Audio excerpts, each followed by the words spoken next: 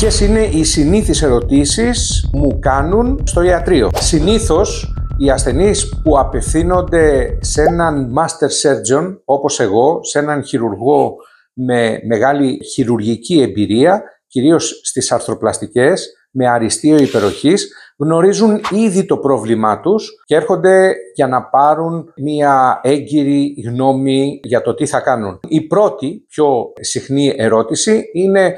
αν υπάρχουν άλλες θεραπευτικές επιλογές εκτός από το χειρουργείο. Η δεύτερη ερώτηση, όταν πλέον δεν υπάρχει άλλη λύση εκτός από το χειρουργείο, είναι πώς θα γίνει αυτό το χειρουργείο, με τι τεχνική θα γίνει, ποιο είναι το είδος της αναισθησίας που θα χρησιμοποιηθεί, αν θα πονάνε μετά το χειρουργείο, πόσο γρήγορα θα σηκωθούν για να περπατήσουν, πόσο θα κάτσουν στην κλινική ή αν δεν χρειάζεται καθόλου να μείνουν στην κλινική, πότε θα περπατήσουν και κυρίως πότε μπορούν να επιστρέψουν στην εργασία τους ή στην καθημερινότητά τους.